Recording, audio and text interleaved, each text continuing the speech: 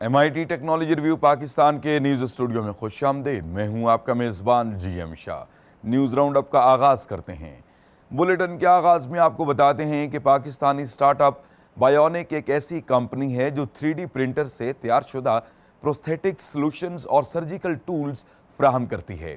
हाल ही में इस कंपनी ने एक मुलाजिम के लिए प्रोस्थेटिक बाजू बनाकर सबको हैरान कर दिया। इस बाजू का डिज़ाइन और इसकी तैयारी मुकम्मल तौर पर पाकिस्तान में की गई। कंपनी का कहना है कि वो अपनी इस कामयाबी से खुश है।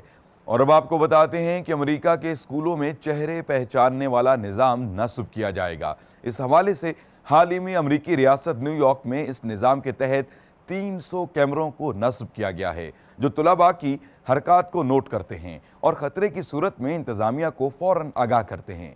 माहिरीन का कहना है कि इस निज़ाम की बदौलत तुलबा को किसी भी तरह के ख़तरे से बर वक्त बचाया जा सकेगा।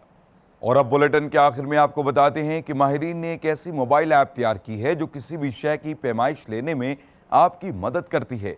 ये ऑगमेंटेड रियलिटी पर मबनी है जो कैमरे की हरकत का सहारा लेते हुए अशिया की पैमाइश दुरुस्तगी के साथ करती है। इसके साथ साथ ये फ्लोर प्लान तैयार करने की भी सलाहियत रखती है।